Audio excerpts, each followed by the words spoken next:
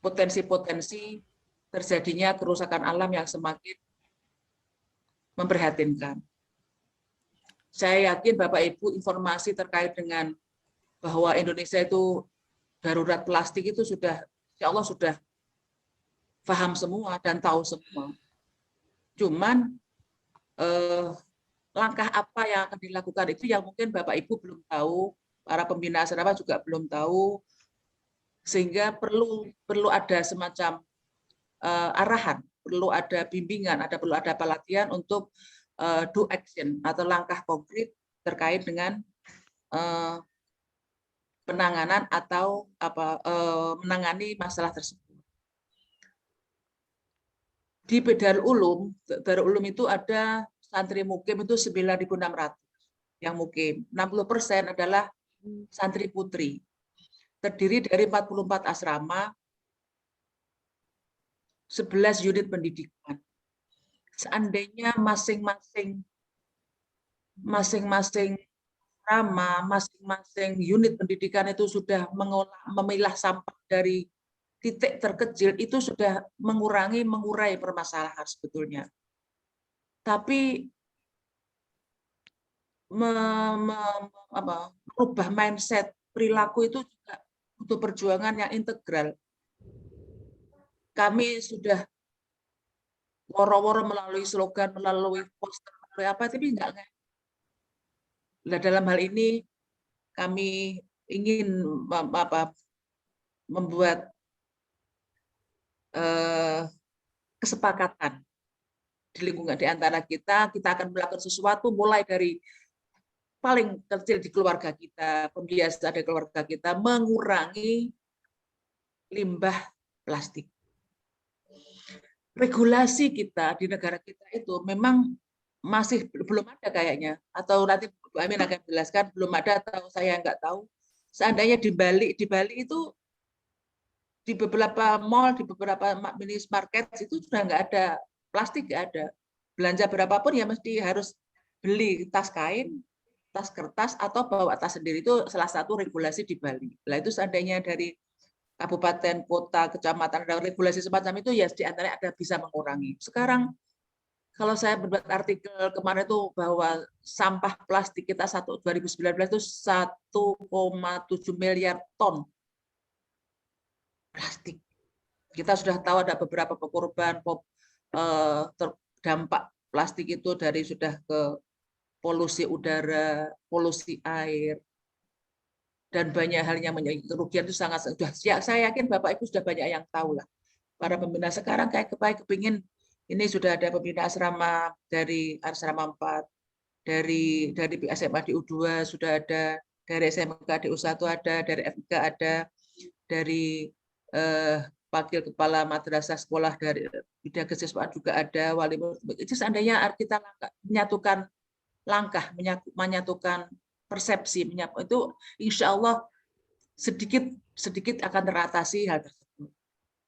Itu sekedar dari kami, pemikiran kami. Di sini kita ada pakarnya, ada sudah pegiat dalam hal ramah lingkungan, Bu Siti Aminah. Saya kenal fisik juga belum, tapi Allah mempertemukan kami di media sosial yang ini tidak apa-apa kita manfaatkan untuk diskusi kita di siang hari ini untuk kepentingan itu. Kami persilahkan sepenuhnya pada Siti Aminah untuk memperkenalkan diri sekaligus dan menyampaikan program-program atau solusi-solusi yang ditawarkan kepada kami sehingga ada langkah konkret kita yang harus kita lakukan. Terima kasih dari kami cukup sekian, biar manfaatnya lebih banyak kita serahkan sepenuhnya kepada Bu Siti Aminah sebagai inisiator ramah lingkungan dari Jakarta. Saya persilakan. Oke. Matur nuwun Bu Nyai, salam kenal. Salam takzim, saya santrinya Gus Izak ya di sini. Itu teman saya di UIN Sunan Kalijaga. Kebetulan kami bareng juga di jamaah. Kita punya jamaah NU di sini di Fakultas Dakwah. Nah ini perkenalannya tadi sudah diantarkan sedikit ya tentang sampah seperti itu. Nah, saya sejak di Yogyakarta ini sejak tahun 2002 Saya kebetulan ini rezeki saya kuliah di prodi pemberdayaan masyarakat ya, di mana dosen-dosennya itu secara praktis tidak mengajarkan banyak teori, tapi banyaknya praktek gitu. Nah, kalau prodinya itu terkenalnya PMI, tentunya PMI itu kalau di, Indonesia palang merah, tapi di kami itu pengembangan masyarakat Islam. Nah, sejak 2002 itu saya sudah terjun sebenarnya di, apa, di tempat pembuangan akhir di TPS Piungan, Bantul. Nah, di TPS Piungan ini itu kan tempat pembuangan dari 5 kabupaten yang ada di DIY. Saya dulu praktikumnya di sana. Mengawali itu mungkin ya, jadi ada ketertarikan sejak lama di dunia sampah, sehingga pada tahun 2011 ya saya mencoba menganalisis ternyata sampah itu menumpuk karena memang tidak diolah gitu ya. Kemudian orang menganggap remeh sampah itu, sehingga adalah gerakan-gerakan itu seperti, eee, ada di Badegan, ada di mana itu, di Sleman, seperti itu. Gerakan-gerakan itulah yang saya modeling. Jadi nyuwun sewu ini bukan inisiator saya sendiri, tapi saya itu ngalap berkahnya guru-guru saya yang sudah memberikan ilmunya, itu. Seperti itu Bu Nyai. Nanti saya share sedikit saja pengalaman. Salam kenal Bapak Ibu yang ada di ruangan Zoom meeting ini. Terima kasih sekali lagi sudah diberi kesempatan untuk bisa, diskusi ya Bapak Ibu. Tentunya di sini harus diskusi karena belum ada teorinya sampah itu gimana, ini diskusi semuanya. Kemudian yang kedua, alhamdulillah, nanti kalau saya boleh gitu ya memberikan beberapa rekomendasi atau mungkin saran, ini sedikit saja dari pengalaman saya akan sharing gitu. Punyai izinkan saya share screen biar lebih, apa, kelihatan ya gerakannya sampai mana, kemudian kita juga jelas. Nah, sudah kelihatan di sini? Sampun? Sudah kelihatan ya. Nah, Mmm, yang kelihatan di sini, yang apa, gerakan sampah ini sebenarnya baru beberapa tahun ini saya tertarik untuk, apa ya, merangkul pondok-pondok pesantren yang ada di Indonesia khususnya untuk bisa bebas dari sampah plastik, khususnya sampah plastik apa, pembalut seperti itu. Kenapa sampah plastik? Ya mari kita diskusikan nanti ya. Nah, ini sedikit perkenalan ya, saya, aslinya dari Kuningan, Jawa Barat, tinggalnya di Blok D5 Trimulyo Bantul, Yogyakarta. Kalau Bapak Ibu ngertos daerah Sindet ya, itu daerah saya dan saya baru tinggal kurang dari 6 tahun di sana. Bisa dikontak, dihubungi setiap hari saya di prodi pengembangan masyarakat Islam. Kemudian, yang saya geluti selain di bidang sampah, saya juga terlibat di bidang advokasi difabel, kemudian di literasi dan, di laboratorium pemberdayaan masyarakat. Mungkin ini nanti bisa bersinergi dengan lembaga P2KS-nya dari Darul Ulum ini. Nah, hari ini Bu Nyai dan Bapak Ibu yang saya hormati, kita akan sharing tentang 3 hal. Peka ya, peka, kenapa sih peka? Filosofinya itu apa peka itu ya?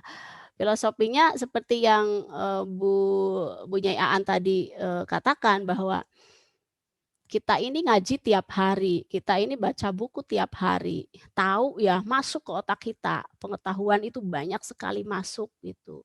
Tetapi sebatas tahu saja.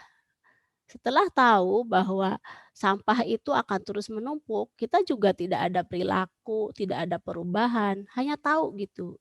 Jadi di sini nanti peka yang pertama filosofinya yaitu peka terhadap, sampah atau, bumi gitu ya. Kita tidak lagi produksi sampah. Kalau bisa tidak lagi kita membeli gitu ya, membeli sesuatu yang memang itu ada sampahnya, itu peka ini, peka yang pertama. Peka yang kedua, peka terhadap kesehatan. Nah, tadi, kita mungkin sudah menjadi pengetahuan bersama bahwa kalau kita, hidup dekat sampah, ya kita juga tidak akan sehat. Kalau kita membakar sampah, gimana udaranya. Nah, itu peka terhadap kesehatan.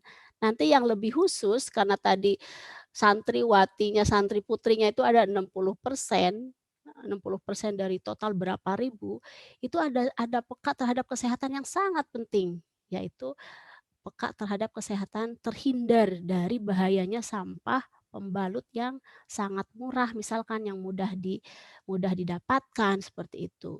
Kemudian yang ketiga, peka terhadap ekonomi ya. Seandainya nih, membayangkan saya 9.000 santri putri yang ada di Indonesia itu merubah perilakunya ya, bergerak menuju perempuan yang ramah lingkungan, yang tidak lagi memakai pembalut sekali pakai ya, tentunya ini akan secara ekonomi itu jika dikalikan itu dampaknya berapa miliar duit mungkin ya yang bisa di-save, yang bisa ditabung, yang tidak, apa itu, mengeluarkan dana yang lebih, karena ini kan pengeluaran bulanan gitu. Nah, ini 3 ini yang akan saya sharing-kan di sini. Tapi lagi-lagi Bapak Ibu, di sini, jangan sampai satu arah. Jika Bapak Ibu ingin, bertanya atau raise hand monggo ya, itu sangat sangat boleh untuk bertanya gitu. Nah, saya lanjutkan dulu isu sampah ini kenapa saya tertarik, saya terinspirasi oleh satu, gadis kecil ya dari mana ini, dari Swedia ya, namanya Greta Thunberg. Greta ini memiliki gerakan, Free Day for Future ya. Jadi tiap hari Jumat itu dia tidak sekolah. Coba kalau Bunyai kalau anaknya tidak sekolah boleh tidak? Kalau di Indonesia kalau anaknya tidak sekolah gimana gitu ya misalnya. Nah dia ini, ternyata tidak tidak sekolah karena untuk apa? Untuk advokasi, untuk kalau bahasa, mahasiswa UIN-nya itu demo lah gitu ya, kan di UIN sering demo. Untuk demo ke jalanan bahwa dunia pendidikan ini, pejabat-pejabat yang ada di pemerintah itu harus segera sadar, tidak hanya ngurusin misalkan, ya kemiskinan oke deh, mungkin pendidikan juga oke, tapi lingkungan gitu. Lingkungan ini sudah darurat, nah darurat iklim gitu kalau bahasanya siapa, Greta Thunberg ini. Nah, saya terinspirasi oleh gerakan ini sehingga di beberapa, komunitas di DIY khususnya tuh sudah ada komunitas yang namanya Jampiklim, Jaringan Pemerhati Iklim. Bila nanti di Jombang ada, itu sangat bagus ya, jaringan pemerhati iklim, misalkan di lingkungan pondok pesantren, gerakan nyatanya ya ini, bisa seperti ini. Nah, menurut, riset itu ya Kementerian Lingkungan Hidup, ternyata setiap hari ya, setiap hari itu kita menghasilkan sampah ini tahun 2020 ya, belum saya update. 2020 ini 2,1 kilo per orang per hari sampahnya. Nah, kalau saya bertanya, sadar nggak tidak, kita ini tiap hari misalkan membeli makanan, membeli minuman, jajan, nah itu sampah, itu per orang kalau di rata-rata itu per harinya itu 2 kilo, kali berapa miliar gitu ya. Nah, itu, yang dari Kementerian Lingkungan Hidup, kemudian ada data juga penting di sini bahwa di Indonesia baru 42% sampah itu yang diolah dengan baik, yang terangkut. Sisanya itu tidak terangkut ada sekitar perharinya 300 ton, 300.000 ton. Ngeri ini, ngeri sekali ya. Bahkan kalau kita lihat biayanya saja sampai 2,2 miliar. Untuk apa? Untuk pengolahan sampah. Sudah menyebabkan sampah, menyebabkan polusi, ternyata perawatannya aja masih sampai 2,2 miliar gitu. Saya pernah, wawancara juga pada komunitas bank sampah. Kalau di Jombang ada, mungkin itu bagus juga ya kalau diteliti. Komunitas itu pernah ya ditulis di satu media massa bahwa ketika bank sampah ada, kalau bank sampah kan ada pengolahan sampahnya, kemudian orang-orang nabung, mendapatkan uang dari sampah yang ditabungnya. Ada juga konsep sodako sampah, hanya, apa itu, memberikan sampah, seikhlasnya dan uangnya nanti kembali ke warga, misalkan gitu dikelola. Ketika saya teliti, ternyata belum ada korelasi antara gerakan bank sampah itu dengan biaya retribusinya. Jadi biaya retribusinya itu masih tetap. Terus apa ininya, apa korelasinya, apa untungnya? Ya di sisi lain sih bagus sudah ada gerakan, tetapi ternyata tidak dibarengi dengan stop gitu ya. Gerakan oke jalan, bank sampah ada, tetapi sampah terus-menerus diproduksi, itu sama saja gitu. Itu yang mungkin yang perlu kita, garis bawahi bahwa di DIY sendiri, saya tidak tahu di Jombang berapa ya, di DIY sendiri 300 ton per hari sampah itu. Sampai kami sering itu ya, susah gitu untuk membuang sampah karena tempat pembuangan akhirnya itu sudah ditutup untuk beberapa minggu misalkan itu. Jadi mimpi kita bersama kurangi sampah gitu ya, bukan kita, misalkan oke lah sudah ada bank sampah tapi tidak mengurangi gitu. Yang berikutnya, kenapa sampah ini harus segera dikurangi? Karena apa? Ada efek, dari emisi gas rumah kaca. Ternyata sampah yang kita buang itu menyebabkan 21 kali racun ya. Ada yang bilang sampai 21 sampai 31 kali lebih beracun dari gas karbon dioksida, Bapak Ibu. Saya ambil yang paling rendah saja.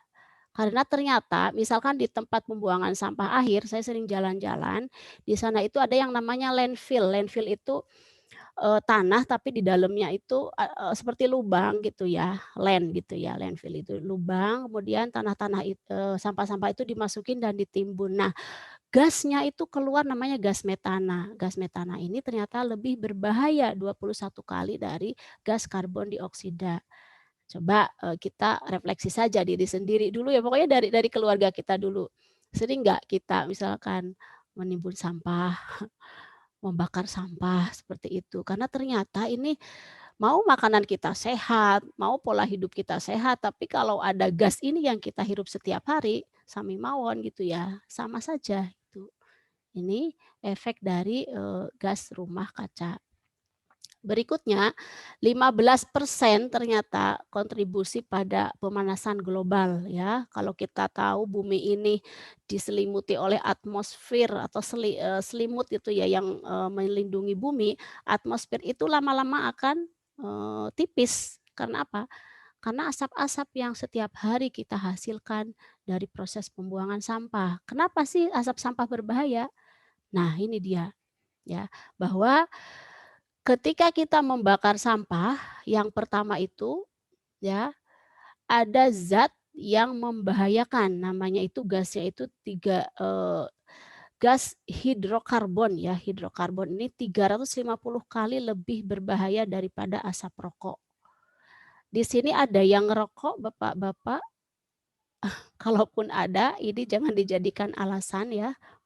Alasannya kata Bu Aminah gitu ya, apa, ada yang lebih bahaya dari asap rokok gitu. Itu adalah pembakaran sampah gitu. Ini benar ya, ternyata 350 kali ini lebih berbahaya dari asap rokok. Ini yang dibakar kalau saya lihat ini tuh plastik ya, sampah plastik itu. Kemudian yang kedua, kenapa membakar sampah itu tidak boleh ya? Karena apa? Karena ternyata bumi akan semakin panas, semakin menipis atmosfer tadi itu. Kalau kita sering melakukan pembakaran sampah. Kemudian yang ketiga, pembakar sampah itu ternyata menambahkan racun di udara. Misalkan kalau, saya bayangkan gini, kita, hidup kita mungkin sudah mulailah ke arah sehat, kita, makan sayur-sayuran dari kebun sendiri gitu ya. Kita ngambil ikan, misalkan ikan laut yang segar. Ternyata ya, daun-daunan, sayur-sayuran yang berada di pegunungan, di sawah yang kita tanam itu sudah terkena emisi ini, itu sami mawon, sayur itu tidak segar lagi, sudah kena asap-asap ini. Ini yang ketiga, dan ada racun-racun yang dikeluarkan dari partikel-partikel plastik yang di ini. Nah, racun itu kalau dijelaskan dari dunia kesehatan itu namanya dioksin ya. Zat tersebut lama-kelamaan resikonya bisa menyebabkan yang namanya kanker. Nah, ini pengetahuan mawon Bapak Ibu ya, jadi kita boleh, mungkin sekarang abai, tapi kalau tidak, kita gitu generasi besok itu siapa lagi yang akan menciptakan bumi ini segar gitu. Nah, ini ada realita, kita sering melihat bahwa berapa berita, contohnya ya di sini ada plastik tak terurai lebih dari belasan tahun, bukan hanya belasan, bahkan kemarin saya baca, di satu apa ya, ada fikih fikih sampah plastik, kemudian ada tentang, bagaimana plastik itu setelah diteliti berapa ratus tahun, ada yang bilang 100 sampai 200 tahun plastik itu tidak terurai. Kalau di sini hanya belasan ya. Kemudian ada juga beberapa bungkus Indomie itu ketika di lautan ya, di lautan itu tidak terurai berpuluh-puluh tahun masih ada tanggalnya gitu, masih ada tahunnya.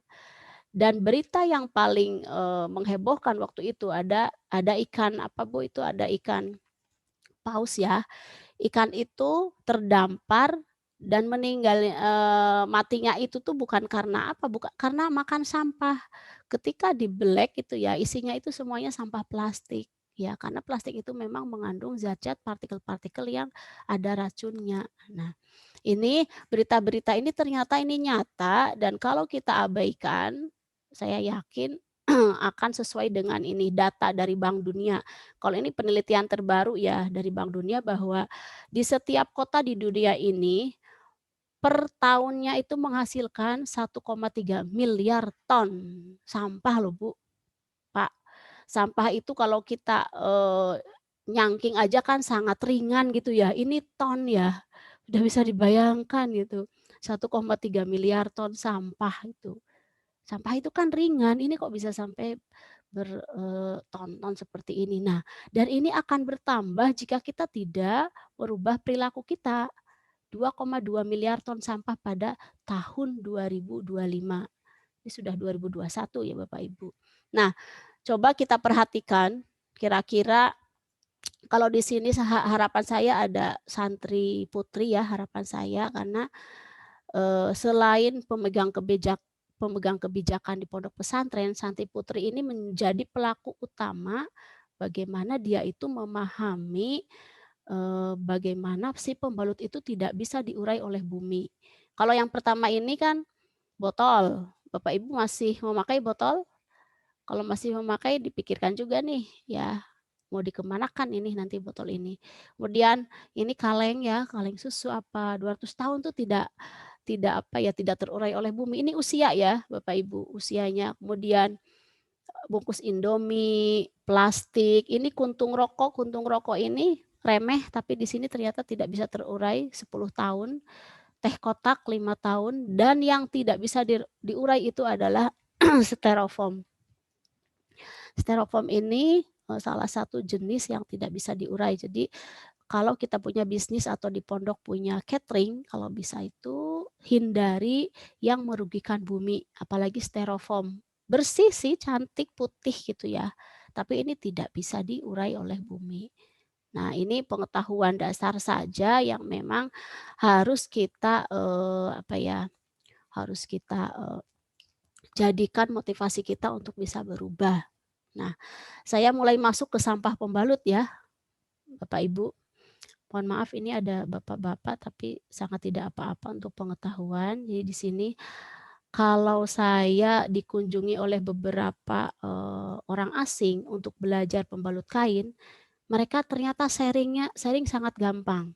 Gini, kalau, di Indonesia ini ada pabrik pembalut misalkan ya, ini saya bawa bawa pembalut, tapi ini malah ada mereknya, harusnya nggak ada mereknya ya.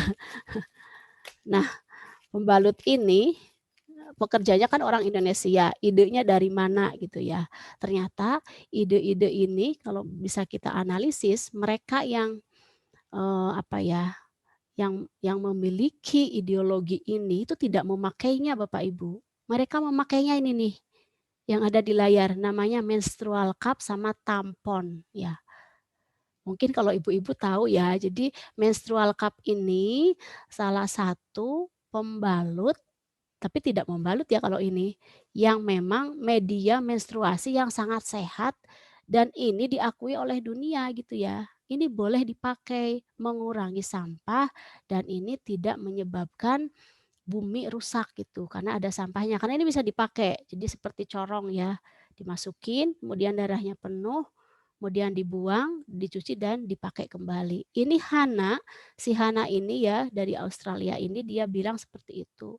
Saya pikir, kemudian akhirnya saya punya kesimpulan bahwa mereka ternyata tidak pernah pakai ini, pakai si pembalut ini karena mereka sudah punya cara sehat, sementara kita sudah make, sudah tahu bahayanya, sudah jadi pekerja, itu ya sangat tidak berdaya gitu, perempuan yang masih tidak sadar itu.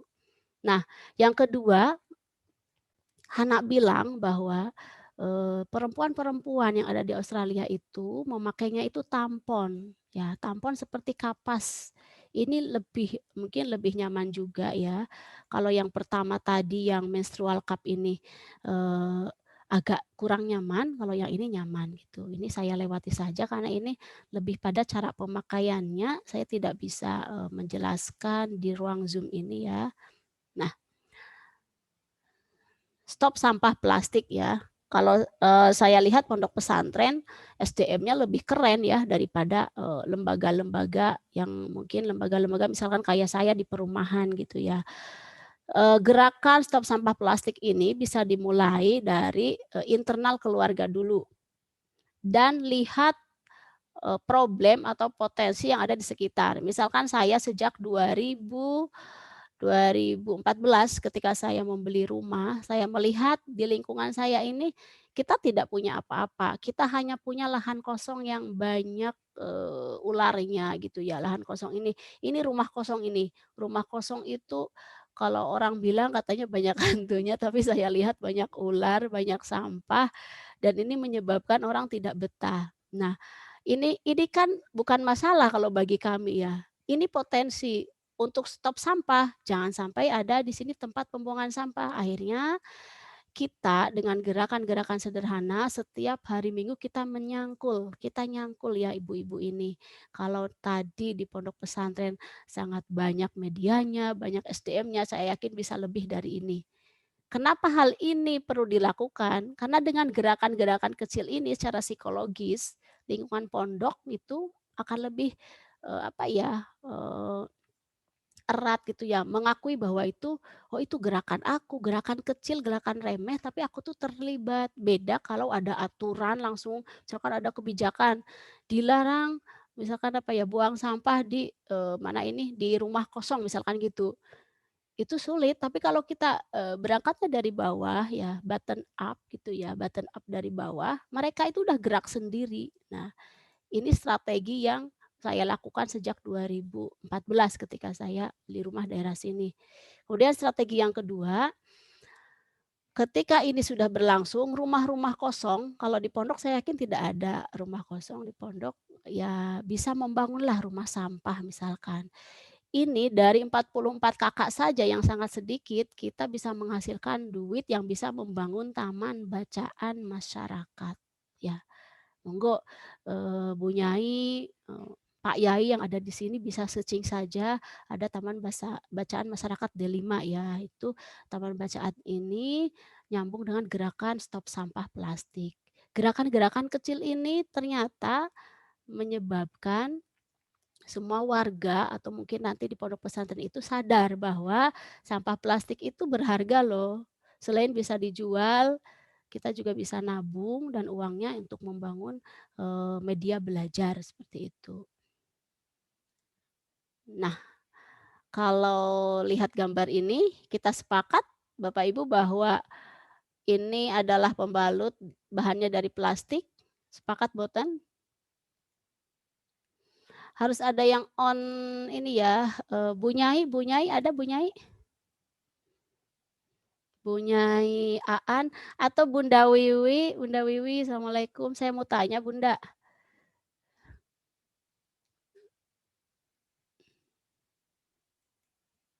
Bunda Wiwi. Nah, terus udah saya unmute. Saget?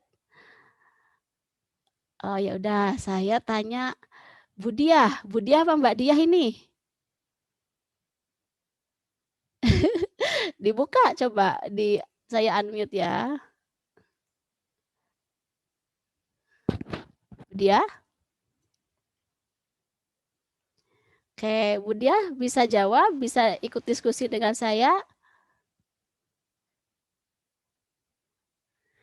Tidak kedengaran. Mbak Ayu minta tolong di unmute, Neng. Sudah ini, Bu. Nah, sudah. Sok, saya mau nanya, Bu. Menurut Bu Dia, pembalut itu bahannya itu apa, Bu? Plastik. Plastik ya, Bu ya. Banyak plastik. Banyaknya plastik. Oke. Kalau begitu, Bu Dia tinggalnya sekarang di mana? Di Peterongan, dekat sama pondok. Dekat sama pondok. Berarti aktif juga di P2KS-nya, nggih?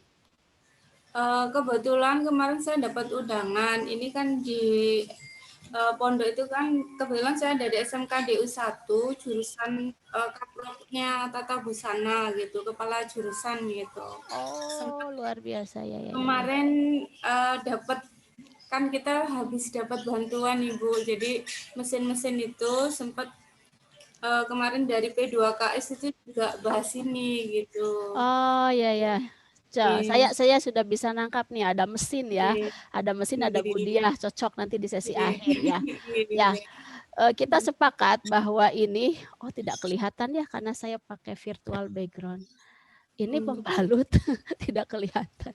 Pembalut ini menurut responden yang ikut pelatihan saya bahannya plastik ya. Kalau saya sudah lupa karena saya sudah lama tidak pakai pembalut ya.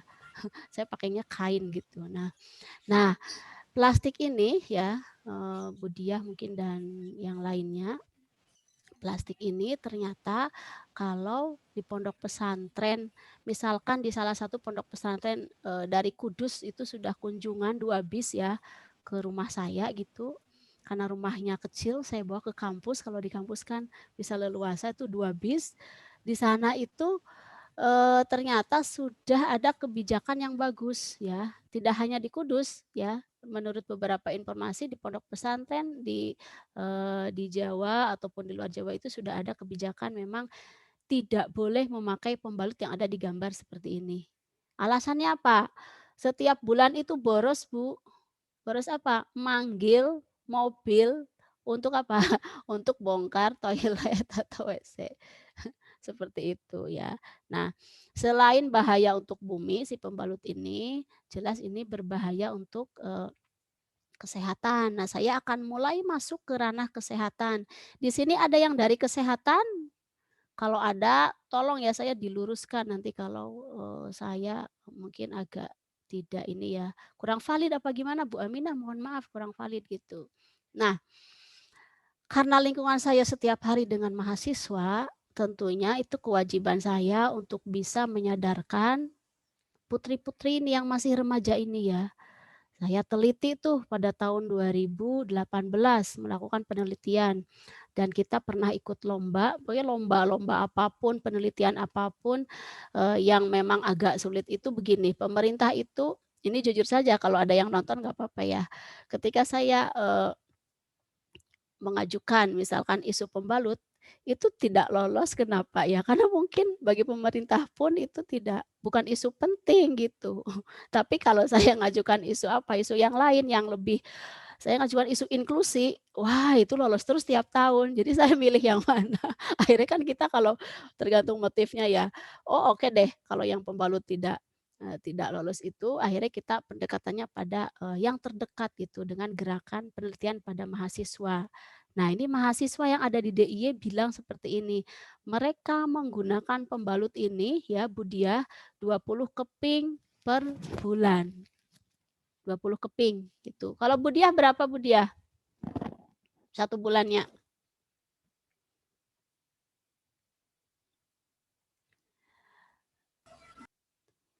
Berapa?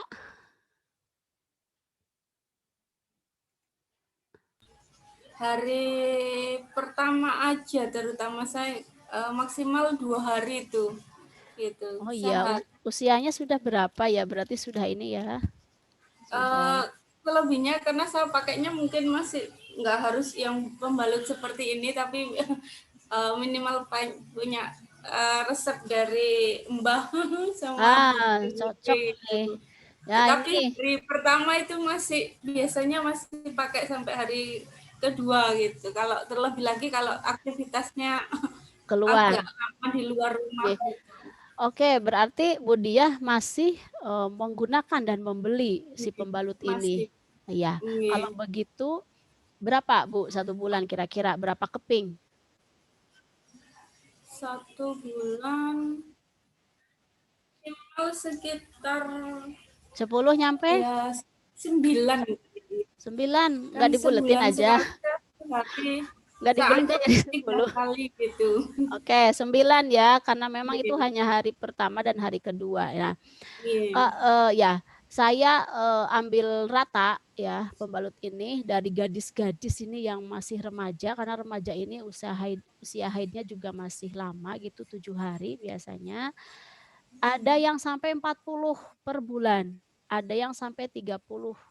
Ada yang tadi seperti Bu Diah karena memang dia membatasi. Nah, dirata-ratakan 20 keping per bulan kali 69 juta wanita yang ada di Indonesia. Itu sampah pembalut saja per bulan sudah 1,4 miliar. Sampah itu Bu ya. Jadi nanti mesin jahitnya tuh silahkan itu segera untuk produksi yang namanya pembalut kain ya. Ini alasannya ini. Coba besok saya silaturahmi ya ke Jombang nggih Bu Nyai Aan, saya mohon izin. Nanti saya ke sana akan saya teliti ya santriwatinya memakai berapa keping. Ini sudah data hebat ini. Jadi advokasi saya itu kalau sudah ada nama Jombang kayaknya di ini deh didengar deh. Kalau dari kemarin kan saya masih di lingkungan gelandangan, masih di keliling di di desa-desa yang mereka akses pengetahuan tentang pembalutnya sangat minim. Saya kelilingnya seperti itu. Tapi kalau mungkin saya sudah mulai terjun di lingkungan pondok pesantren yang besar, nah ini bisa menjadi media juga untuk menyadarkan pemerintah harus ada kebijakan misalkan. Nah, ini Bismillah ya Bu Nyai ya, kita nanti kerjasama. Nah ini bayangan saja bahwa kita harus punya mimpi ya. Kalau dilihat di sini, ini saya main sampah terus. Ya, saya tidak malu main sampah. Saya sebelum orang lain bangun, saya udah bangun dan melakukan ini. Kalau tidak difoto, tidak menyadarkan, nggak apa-apa sih narsis kalau untuk dakwah ini dakwah virtual, dakwah bilhal gitu seperti ini. Jadi orang-orang itu misalkan nanti Bu Nyai ini dari Darul Ulum ingin merubah masyarakat, nyuwun sewu ini bukan saya ini, Bu Nyai sendiri harus memulai. Bu Nyai harus ini misalkan melalui santriwatinya, melalui putrinya, melalui lembaganya itu harus sedikit publish gitu ya, karena dengan publish, dengan memberitahu orang lain akan oh iya Jombang saja sudah mulai. Kalau saya diskusi dengan Gus Izul Haq, teh itu Jombang itu pondok terbesar, kalau sudah mulai saya yakin itu akan jadi magnet pondok-pondok lain. Keren itu Bu Nyai. Itu perlu dibuktikan itu. Itu yang saya bikin saya yakin bahwa pondok pesantren di Jombang ini kalau bisa memulai itu bisa segera merubah pondok-pondok lain juga itu. Nah, Mbak Ayu minta tolong di-share video tentang bahayanya yang dari trans 7 itu Neng. Apa saya aja ya Neng, saya aja enggak. Yang ratu. Ya, Oh iya, saya aja. monggo Ini Bu. aja ya sayang. Berhati-hatilah dalam memilih pembalut. Hindari pembalut yang mengandung zat klorin atau kaporit karena bisa sebabkan kanker. Lantas, bagaimana mengenali pembalut yang berbahaya bagi kesehatan? Berikut liputannya.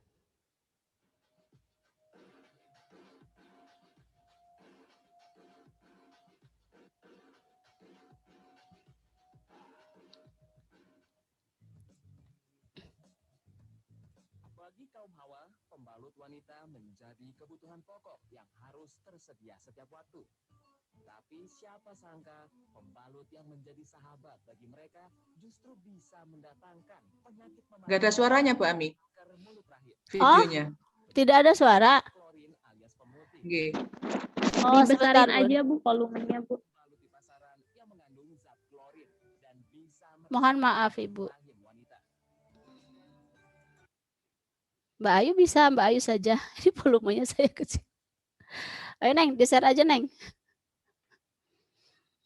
Tadi belum nemu Bu itu ya. Oh, belum nemu. Oh, berarti ini masalahnya di... Ya. Sebentar, gak apa-apa, saya aja.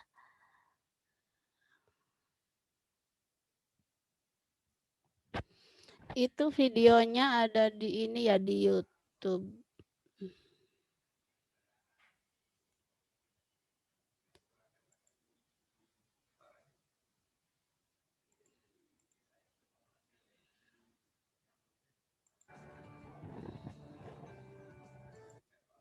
Tidak ada suaranya ya?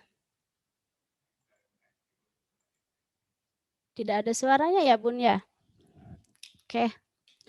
Saya akan tetap share saja. Kita pura-puranya jadi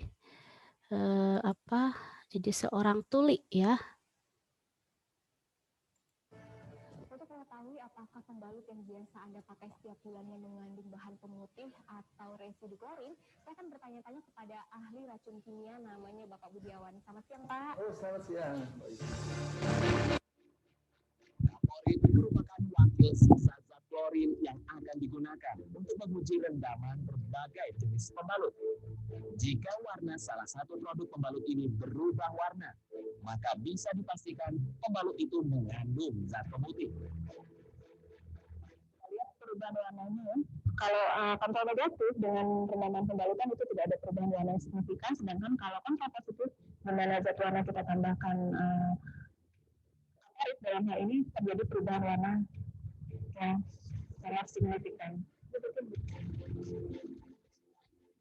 Bagaimana hasilnya setelah sejumlah produk pembalut wanita yang beredar bebas di pasaran dan laris manis ini diuji kandungan favoritnya? Ada satu pembalut yang diduga mengandung residu klorin dan ini sudah kita buktikan seperti barusan ya, akan terjadi perubahan warna bila rendaman itu kita tambahkan zat warna alami yang sama.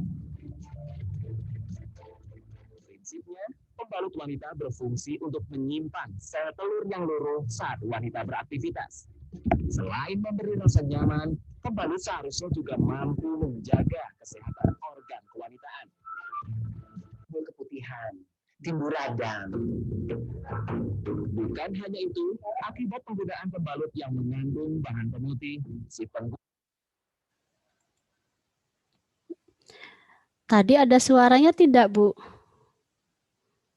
Kalau tidak mau saya jelaskan. Ada suaranya tadi? Tidak ada, hampir tidak nggak ada. dengar. Tidak ada ya. Berarti begini, di video itu suara saya kok dengung. Halo, halo. Ya, di video itu menggambarkan, jadi tim dari Trans 7 tadi ya itu menguji isi kandungan pembalut itu dengan tim medis itu. Di kandungan itu ternyata ada zat-zat klorin, zat-zat pemutih yang memang sangat berbahaya ketika digunakan. Nah, ini berita ini sudah lama dan bisa diakses di YouTube. Ketika saya share gitu ya kepada audiens gitu. Ini beritanya benar enggak benar, silahkan dicari saja. Dan ketika kita sudah tahu seperti itu, tadi Dr. Boyke saja bilang, dari zat itu, walaupun pembalut itu misalkan mahal gitu ya, ada pewangi, ternyata pewangi yang ada di pembalut itu pun sangat-sangat tidak bagus untuk organ kewanitaan. Jadi kalau di sini ada santriwati, saya sangat berharap karena harapan kita itu generasi-generasi muda lah yang akan lebih waspada. Mungkin kalau saya kan bentar lagi sudah tidak head gitu ya, dia punyai gitu. Tapi ini pelaku utamanya itu harus paham bahwa secara kesehatan ternyata ada beberapa zat yang terkandung di dalam pembalut itu. Zatnya itu sangat-sangat berbahaya gitu. Kalau ada yang mau diskusi monggo, tapi saya masih lanjut PowerPoint nggih, sekedap dikit lagi. Ya. Ibu-ibu di sini atau bapak-bapak pernah tidak memikirkan ya untuk mencari tahu gitu pembalut kita itu isinya apa gitu? Pernah tidak memikirkan untuk merobek? Bu Nyai pernah merobek boten Bu Nyai? Bu Nyai Aan? Pernah ya, pernah merobek ya. Saya akan demokan gitu ya, bagaimana sih bahan yang ada di dalamnya itu. Nah, kita lihat dulu. Ini saya dapatkan data ini dari teman-teman ketika saya aktif di Avail ya. Tidak asing ya, itu merek ternama yang mengusung isu pembalut sehat untuk perempuan, bisa menyembuhkan kanker dan lain sebagainya. Saya pernah memakainya sebelum memakai pembalut kain. Tetapi kita pikirkan lagi, misalkan santriwati atau orang-orang yang di pelosok desa, kalau mereka memakai Avail, berapa biaya, berapa puluh juta yang harus dikeluarkan. Mahal loh. Itu ya, itu yang pertama. Yang kedua, kalau pembalut yang mahal itu sampahnya bisa dijual, oke-oke saja. Bisa dijual enggak sampah pembalut? Mau yang mahal, mau yang harganya 500 perak, mau yang harganya 500.000, yang 50.000. Kalau sudah jadi sampah, tidak ada yang laku. Makanya untuk menyadarkan perempuan itu saya bongkar saja nih ilmu itu ya. Ternyata ya pembalut wanita itu kan pembalut yang diproduksi untuk sekali pakai, tidak boleh misalkan dicuci, dipakai lagi, cuci, pakai lagi. Nah, ternyata itu membutuhkan bahan yang sangat murah di sini ya. Murahnya apa? Ini apa ini? Ini bahan sampah kertas, kemudian diolah, dibersihkan yang tadinya hitam, coklat, krem, lama-lama menjadi putih. Boleh nggak dijadikan pembalut? Boleh. Oh, ada dinas kesehatannya juga. Di sini tuh ada ya. Di sini ada misalkan untuk kesehatannya juga ada, boleh karena sudah diputihkan. Nah, zat-zat yang memutihkan inilah yang berbahaya. Aman sih secara kesehatan, steril, nggak apa-apa gitu dipakai. Tuh, dan beberapa perempuan juga tergantung hormonnya ya, ada yang bermasalah, ada yang enggak itu. Ini isi dari si pembalut yang mungkin biasa kita pakai sebelum kita sadar. Kita bongkar kembali bahan yang untuk memutihkan itu namanya bahan kimia ya. Bahan kimia ini menghilangkan bau dan menghilangkan kuman-kuman pada kertas bekas. Nah, ini perlu ada orang kesehatan yang bicara.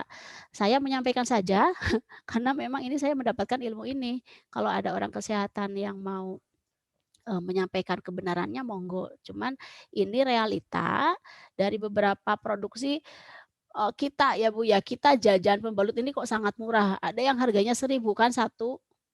1.000 itu kita jajan aja nggak cukup loh. Kok pembalut yang untuk membalut hal yang penting gitu loh, kok harganya 1.000.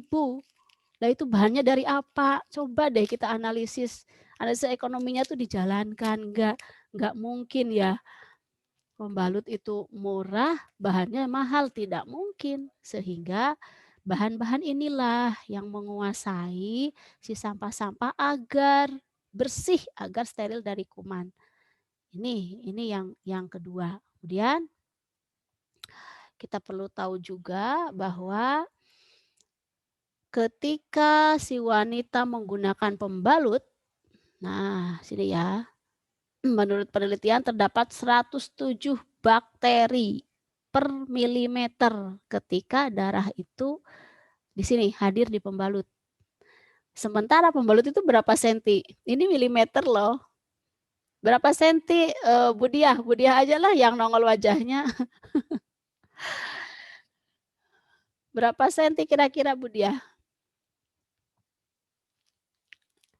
25 ada? Oke, saya unmute dulu.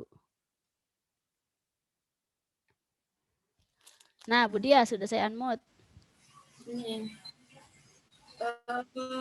Normalnya 2-3, tapi ada yang untuk malam itu sampai 30 cm Nah, kan ada panjangnya. ada yang 30, ada yang 23 gitu ya Bu ya, tergantung apa jenis Buat kapan, dan iya. kebutuhan, terus buat kapan, leres. Nah, dari hasil riset ini ternyata per milimeternya itu ada 107 bakteri. Nah, kalau berapa sentimeter, berapa miliar bakteri ya. Bisa dibayangkan. Kalau di kain ada bakterinya enggak? Itu pertanyaan yang butuh penelitian lagi. Yang jelas si wanita atau si perempuan harus menggantinya ini maksimal 2 jam. Kalau Bu Dia haidnya mulai hari Senin, misalkan jam 7 memakai, itu idealnya jam 9 sudah diganti Ibu gitu ya. Itu idealnya. Tetapi kalau saya begini, sebelum 2 jam kalau kita sudah merasa tidak nyaman, ganti saja. Gimana Bu Aminah caranya kalau pembalut kain? Ya ini nanti kita diskusikan. Ini saya berharap karena perubahan itu tidak mudah. Misalkan di pondok pesantren Bu Nyai nanti akan mewajibkan santri putrinya memakai pembalut kain. Tidak mudah Bu Nyai, alon-alon. Mereka tetap boleh memakai ini dulu dengan catatan sehat 2 jam diganti gitu. Tuh kalau bisa yang penting tubuh mereka sehat karena ada bakteri. Misalkan lagi ngaji gitu ya, lagi ngaji gitu, lagi deras, lagi ngaji apapun kegiatan di pondok karena tidak enak apa itu tidak enak izin ke Pak Yai apa ke Bu Nyai. Nah, buatlah aturan yang unik di pondok itu misalkan untuk santri putri yang sedang menstruasi boleh ganti pembalut. Keren itu kalau ada kata-kata itu. Langsung itu Bu bisa menjadi apa ya publikasi yang bagus. Jadi ada keadilan bagi santri putri, diperhatikan haknya ketika haid. Dan hak yang paling penting itu adalah hak ketika dia harus mengganti pembalut saat ngaji. Itu penting misalnya ngeten. Jadi tidak harus langsung kain karena susah. Saya menyadarkan itu. Bolehlah kayak Bu Diah tadi hari pertama, hari kedua pakai yang ada di warung, hari ketiga setidaknya sudah mengurangi gitu. Itu. Cuman prinsipnya harus memakai dengan sehat. Nah, kita mau cek kualitas pembalut. Ada yang megang pembalut nggak di sana? Nggak ada ya? Berarti harus saya mau cek, mau tes dulu kandungan pembalutnya sebentar ya saya ini. Saya cek dulu. Karena ini tidak kelihatan, jadi saya. Nah, kelihatan ya. Di sini tadi ada caranya untuk ngecek pembalut itu ya, Ibu-ibu. Biasanya ini saya ibaratkan darah ya. Darah ini darah. Nah, 1 kali haid misalkan segini gitu ya. Itu. Kemudian kita sediakan tisu gitu ya. Nah, ketika darah ini sudah ada di sini, ini sudah nempel di celana, harusnya ibu-ibu yang bicara, yang membuktikan ya. Nah, kita diamkan dulu ini si darah. Kalau apa? Kalau di iklan itu kan menyerap dengan aman, apa ya? Apalagi ya bahasa-bahasa iklan. Kemudian sangat kering gitu ya, apalagi Bu bahasa iklan. Kering, menyerap. Nah, kita buktikan ya, kita buktikan. Ini tisu nih, tisu ya. Tisu ini ibaratnya apa? Kulit kita gitu. Nah, saya tekan, ini pura-puranya duduk ya. Nggak kelihatan ya karena ini di zoom. Ini saya tekan. Ketika ditekan, ini kulit kita ini tetap kena. Jadi tidak memang benar-benar tidak ada lapisan yang melindungi gitu ya. Dan ini basah itu. Kalau kain gimana kain? Saya akan coba kain. Kain ya. Ini saya belum ngomongin pembalut kain ya ibu-ibu, biar sadar dulu aja. Nah, ini kalau kain misalkan kita kasih darah tadi ya, apa bedanya gitu. Kalau kain darahnya tuh nggak lari-lari ya. Nah, tetap kayak gini darahnya, tidak lari. Ketika di gini, nempel ya nempel, tetapi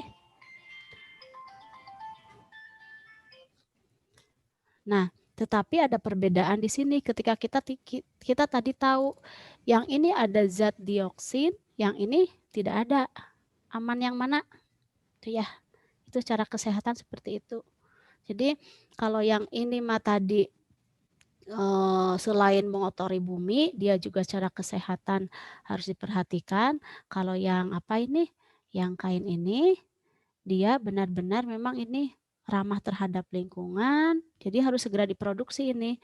Dan darahnya pun tidak mudah nyebar gitu, nyebar kemana-mana. Kalau yang ini, nah misalkan ini ketambah, ini baru tadi berapa tetes ya sudah kayak gini. Dan ini tidak diganti selama berjam-jam. Misalkan ada santri putri lagi ngaji atau lagi sekolah, itu kan jam pelajaran itu dari jam 7 sampai jam 12. Coba diperhatikan saja apakah mereka berani itu ganti pembalut. Saya yakin 70% tidak berani. Sehingga yang idealnya 2 jam diganti itu zat-zat dioksin ini sudah menguap. Kalau tadi kata Dokter Boyko menguap, kemudian tadi kan ada gambar tubuh wanita ya, mohon maaf itu, tapi itu realita bahwa akan mengalir ke tubuh-tubuh itu, ke saluran-saluran yang memang itu dianggap penting untuk produksi perempuan seperti itu. Nah ini hasil tes yang pertama. Tes yang kedua kita ambil gelas ya, karena kita orang awam. Ini gelas. Kalau kemarin di beritanya ada yang mabok karena pembalut. Pernah dengar? Bu Nyai Aan? Ada yang mabok karena minum air pembalut? Mbak Dia pernah dengar? Bu Nyai pernah? Nggak pernah. Oh iya, itu berita baru saja tahun kemarin ya, bahwa ada beberapa anak muda yang mabok itu karena minum cairan dari air pembalut. Nah ini saya mau coba, tapi tidak akan saya minum ya. Ini saya coba agar cari tahu isinya itu apa gitu. Ini kita bisa memasukkannya ke gelas yang air bening gitu. Ini santriwati harus melihat harusnya ya.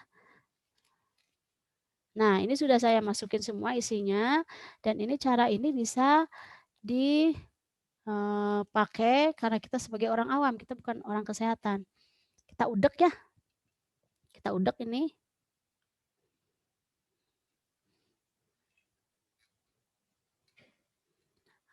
Ada satu apa?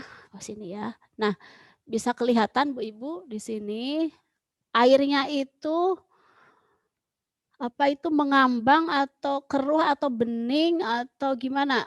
Bisa dilihat bukan? Nggak bisa, Bu. Tidak bisa. Ya, sulit ya. Hanya saya yang bisa jawab ya. Di sini ada Dokter Ufi, ada Dekan FIK. Oh, nggih. Nanti bisa ini. Ada yang dari kesehatan, nanti bisa bisa dilengkapi.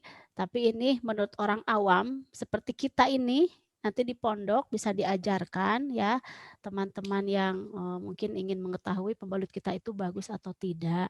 Jadi ketika cairan ini keruh gitu, berarti itu dan apa itu isinya ini menjadi lepas, ini saya ambil isinya ya. Tidak sulit untuk dipisahkan, itu berarti isinya kurang nyaman, kurang bagus untuk kesehatan. Karena isinya bukan kapas, karena yang bagus itu kan pembalut yang mahal itu isinya beda ya, kapas seperti itu. Nah itu kalau kita mau melihat bagaimana si pembalut yang anak-anak mungkin atau siapa saja yang dekat dengan kita itu bagus, bisa dicek seperti itu. Itu cara cek yang kedua. Saya share lagi. Boleh bertanya nggih kalau ini. Ini tadi yang pertama caranya. Nah, saya masuk ke peka. Peka itu tadi Bu Nyai Aan sudah bilang bahwa peka itu adalah salah satu pembalut kain yang mau mungkin dalam tanda kutip bisa diadopsi oleh lingkungan pondok pesantren untuk lingkungan yang ramah lingkungan gitu. Ini saya menjelaskan ya bahwa peka ini salah satu inisiatif dari guru-guru saya gitu. Jadi ini bukan saya, guru-guru saya yang ada di Badegan, kemudian di Sleman itu, dan guru saya namanya Dr. Ajis Muslim. Beliau itu dulu punya konsep sodako sampah gitu. Nah, ketika sodako sampah itu saya lihat kok ada produknya gitu namanya, dulu itu namanya Aguat, Ageman Wanita. Saat itu 2010-an, kemudian saya memulai memakainya, lama-kelamaan kok ngirit gitu ya, jujur saja ya, kita tidak pernah beli pembalut gitu. Kemudian saya juga mencoba membeli kain, kita menggunting-gunting dengan beberapa mahasiswa, dengan beberapa masyarakat yang dibina, dan singkat cerita, pada tahun 2015 saya punya dampingan teman-teman paraplegi korban Bantul ya, bisa dilihat di sini nih. Nanti diklik aja di YouTube Proda Disa, program pemberdayaan difabel Daksa. Mereka ini karena setiap hari memakai Pampers ya, Pampers dewasa. Pampers dewasa itu kan sampah juga. Akhirnya kita cari solusi untuk bisa membuat Pampers sendiri. Kalau tadi Bu Dia sudah punya mesin jahit, ini sangat bersinergi dengan rencana dari pondok pesantren, saya yakin sangat bagus. Nah, peka ya, sekilas tentang peka, tadi saya sudah mengatakan bahwa kita itu tidak hanya paham, tidak hanya tahu tentang sampah gitu ya. Kita ini tidak hanya mengerti, tapi kita ini diam gitu. Kalau kita diam sama saja pengetahuan itu tidak ada artinya, itu bagi saya seperti itu. Sehingga di beberapa media mungkin ibu-ibu bisa searching saja gitu ya, Aminah Peka Ramah Lingkungan. Itu sudah beberapa berita itu mengangkat tema ini bahwa ini benar-benar bisa mengurangi sampah dan memang benar-benar ekonomis gitu. Ini yang ingin diusung oleh pondok pesantren sangat bagus. Ekonomis jelas ya, jelas. Nah, ini saya sharing beberapa di teras saya dulu di sini saya diberi mesin oleh kampus ya, Bu Aminah tolong mesinnya diambil saja gitu. Karena itu untuk program pendampingan desa itu. Nah, di sini ada 2 mesin dan kita memanggil beberapa panti asuhan yang terdekat dengan rumah. Seandainya saja Jombang itu dekat, saya ingin sekali gitu ya, tiap minggu itu menjahit bersama santri putri. Nah, ini yang saya lakukan di rumah gitu, Bun. Jadi yuk datang yuk main. Nah ini anak-anak santri, karena anak santri ini ternyata menurut beberapa kepala panti, ini panti ya bukan pondok, menurut kepala panti, mereka itu punya dana pembalut itu ratusan juta Bu, dana pembalut untuk ini, orang-orang yang ada di panti. Saya membayangkan, wah eman-eman itu ya, udah kita produksi saja. Tapi kan mereka ini harus bisa sendiri, tidak tergantung sama saya. Nah, ini mereka membuat pembalut sendiri dan beberapa sudah bekerja. Ini ada beberapa yang sudah mengolahnya dan yang sampai sekarang masih produksi pembalut yang saya bawa itu ya itu teman-teman dari Bantul paraplegi. Ini di Kerapyak, Bu Nyai Maya di sini ya, santri-santri Kerapyak. Kalau saya dekat biasanya datang ke pondok itu tidak usah membeli kain yang mungkin menurut itu kan biaya gitu ya. Saya suruh semua santri putri bawa kain kaos bekas mereka sendiri. Itu bagus itu. Ketika mereka punya kaos, saya bareng, yuk Bu Aminah bawakan gunting sendiri. Lah itu kaos bekasnya nggak apa-apa. Sudah deh itu dipakai setiap bulan. Jadi tidak harus beli. tidak harus beli dari Bu Aminah, tidak harus jahit dulu.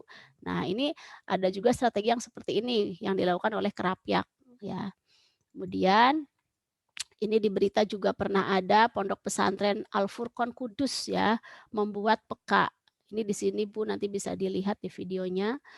Yang tadi saya ceritakan 2 bis tadi ya. Ini beberapa gerakan yang saya lakukan. Dan ini beberapa chat atau testimoni. Ini pembalutnya seperti ini. Bu Dia sudah punya gambaran mungkin untuk bisa menjahitnya. Dan ini ada satu testimoni yang bagus. Saya gunting bekas apa ini? Bekas daster. Kalau yang aslinya kan dari saya seperti ini nih, aslinya seperti ini. Ini namanya peka. Peka ini yang anti bocor. Penggantinya celana, ini peka. Nanti saya lihatkan ya. Kalau ini namanya insert atau dempul atau wadah darah. Jadi yang diganti-ganti itu nanti insertnya. Ini sangat praktis. Nah, insertnya ini bisa diganti oleh bekas jilbab. Bekas apa lagi? Yang kain-kain yang nggak kepake. Bekas sarung boleh nggak? Enggak ya? Ya, bekas. Pokoknya yang kainnya itu memang benar-benar nyaman untuk kulit kita. Ya, dan setiap orang kenyamanan itu berbeda. Kondisi kulitnya berbeda. Monggo itu disimpulkan sendiri ya, karena perbedaan. Ini juga suster-suster di lingkungan Yogyakarta sudah mencoba juga dengan gerakan ini dan mereka sudah mulai mengakomodir kegiatan ini untuk sama-sama ini terbebas dari sampah plastik itu. Ayo pondok pesantren jangan kalah. Ini saya agak panas juga gitu. Pondok kok belum bergerak ini. Ini orang-orang kesehatan juga mengundang saya, cuman ya bahasanya saya hanya pengalaman bahwa saya sudah memakai loh puluhan tahun gitu saja sebenarnya. Tapi orang kesehatan saya ingin tahu juga bagaimana responnya. Mohon nanti Bapak Ibu yang ada di sini dari kesehatan, saya ingin beri masukan atau mungkin kita sama-sama saling melengkapi. Nah, ini tenaga kesehatan juga tertarik dan di beberapa puskesmas itu kalau di Jawa Barat itu sudah sampai pada mereka ingin membeli, beberapa perusahaan ingin membeli produk saya gitu. Jadi ingin brand-nya itu diambil, nanti saya sugih gitu loh Bun. Saya sugih brand saya diambil, kemudian gerakan itu mereka pakai gitu, tapi saya tidak menerimanya gitu. Ada sampai berapa perusahaan itu sudah kontak, tapi tidak buat apa gitu ya. Nah, ini di Piungan, di Yogyakarta ini punya gunung sampah ya. Nah, kita aktif nih di sini untuk pemberdayaan orang-orang di sekitar sini. Nah, ini laki-laki semua nih yang mengadakan karena mereka prihatin gitu. Jadi ini bukan tanggung jawab perempuan saja. Ini di kampus saya di lantai 1, mahasiswa tuh senang saya tanggapi. Yuk, siapa yang mau berubah? Gratis deh. Saya kan kalau ngisi nggak pernah ya nyuwun sewu jangan ngomong gitu ya. Jadi gini, jadi tuh mereka itu benar-benar praktek benar-benar memiliki gitu. Dan ini Pak Sungkono ini difabel paraplegi yang tadi saya ceritakan sampai sekarang menjadi penjahit saya ya. Baju apapun beliau ini yang menjahit pembalut. Nanti pembalutnya saya lihatkan. Nah, ini yang paling menarik, gereja-gereja juga Bun, sudah bergerak Bun. Ayo pondok pesantren, ini gereja sudah bergerak juga untuk mengarah ke sana dan di sini mereka sangat nanti lihat testimoninya di YouTube saya ya, di Peka Channel itu. Ini kontak saya, bisa dikontak monggo. Saya dengan senang hati, kalau bisa setiap hari Sabtu tuh saya ada pengabdian untuk pembalut ini gitu. Di beberapa berita ya, di sini saya mewakili DIY ke nasional untuk semangat saja. Nyuwun sewu bukan apa-apa. Di sini saya mengusung tema peka ya, literasi peka. Nah, itu ternyata menarik perhatian isu pembalut itu. Sampai orang-orang Kemendikbud kalau ketemu saya, Neng pembalut gitu ya bilangnya itu seperti itu. Saya nggak apa-apa. Iya dulu saya kalau masang spanduk di depan rumah itu suami saya sudah, aduh ibu itu pembalut apa nggak malu. Ya kok malu, ini dakwah ini gitu. Akhirnya sekarang sudah tidak ini lagi, orang-orang yang lewat depan rumah dapat ilmu kan gitu. Ini link beritanya ya nanti saya kasihkan ke Bu Nyai. Nah, sampai sini saya akan buka diskusi atau mungkin ada satu video Mbak Ayu yang bisa di-share, Neng. Video Mungkin ya, diskusi aja Bu Ami. diskusi dulu, ya. Diskusi dulu. Terima diskusi dulu. kasih Bu Nyai ya, sudah hampir asar, udah 2:30. Oke. Saya persilahkan. Gak ada moderator ini ya, langsung mawon nggih. Oke. Nggih, monggo matur nuwun. Assalamualaikum warahmatullahi wabarakatuh. Waalaikumsalam warahmatullahi wabarakatuh. Terima kasih Bu Aminah yang telah memaparkan dengan gamblang program-programnya mulai dari awal sampai akhir. Karena di sini banyak stakeholder yang terlibat. Kami persilahkan mungkin dari FIK atau punya Umi Hasunah dulu, punya Umi Hasunah, monggo ini punya Umi Hasunah, monggo laturaken Bu Umi Hasunah. Nama di ininya saya unmute nanti. Sinten nama di ininya. Nama Umi di Hasunah. peserta. Umi Hasunah.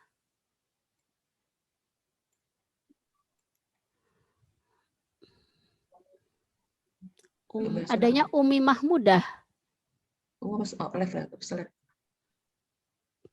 Adanya Umi Mahmudah. Mbak Ayu bisa di unmute Ada semua Umi aja. Hasunah. Umi Ada. Hasunah, monggo. Mana? Ada. Punyai Cuman mangga, belum mangga, lagi punyai. join. Punyai mangga. Umi Hasunah, monggo matur menanggapi atau memimpikan Mimpi bersama. mimpi bersama. Monggo Bumi, Ning. Monggo Ning. Duh, ngapunten ini di depan Kiai sama Ning semua.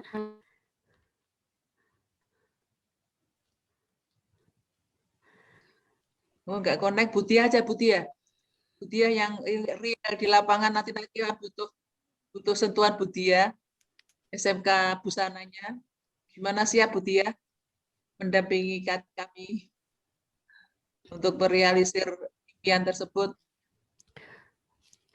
Halo Butia. Monggo ya, monggo kalau mau oh itu masih boleh tanya cara nyuci, cara apa? Saya belum share. Bu Siti Aminah. Dalam. Punya Umi Hasunah niki. Assalamualaikum, Bu Nyai. Alhamdulillah, monggo Bu Nyai. Memang masalah pembalut, dan sampah ini sangat-sangat prihatin buat kami yang selalu berdampingan dengan para santri putri yang masih remaja. Dengan diadakan ada seminar-seminar seperti ini, masukan itu luar biasa buat saya bisa membina lebih fokus lagi terhadap anak-anak putri, para remaja ini. Anak-anak itu sulit, Bu Aminah, kalau dikasih tahu gini dari pengalaman yang Ibu berikan pada siang hari ini, bisa nanti saya sampaikan kepada anak-anak santri, para remaja yang ada di pesantren ini. Ya, saya senang sekali tadi mendengarkan beberapa sampah plastik, sampah plastik, sampah botol. Alhamdulillah kami menyampaikan kepada anak-anak para santri. Terima kasih Bu Aminah. Sami-sami Bunda Punyai Umi. Matur nuwun, mudah-mudahan harapannya bisa tercapai dan monggo kontak mawon nanti saya siap nggih walaupun keluar kota karena saya senang jalan. Senang kalau memang dibutuhkan. Nanti Bu Aminah melalui Bu Nyai Aan nanti Nggih, nggih.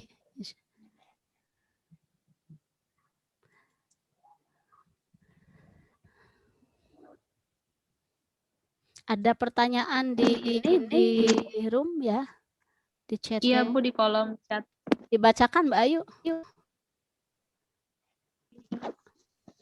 Bu Aminah mau tanya, sementara ini apakah sudah ada inovasi agar pembalut kain itu bisa memiliki daya serap yang lebih banyak? Karena mobilitas perempuan beda-beda. Terima kasih. Ini dari Bapak Habib Rohman. Si Bapak, pertanyaannya bagus. Saya mau sekalian menjelaskan cara pakai ya, karena ada hubungannya dengan daya serap, nggih. Gak apa-apa, nggih. Bapak-bapak. Bu Nyai, boten napa-napa nggih, saya demo tentang cara pakai. Nggih, ngapun Kenapa-napa ilmu niki. agak nggak enak. Begini. Neng, ini aja Mbak Ayu sayakan aja dulu biar agak besar layarnya. Siap. Ini yang dijahit nanti seperti ini.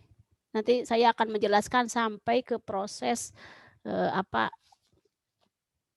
Jadi kalau pelatihan nanti, Bu Diah mungkin yang sudah punya mesin, ini kita bikin pola yang diinginkan seperti pembalut. Ada dua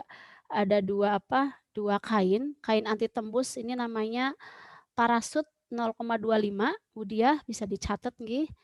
Parasut 0,25 ini anti tembus gitu. Kemudian yang ini sebagai biar tidak licin.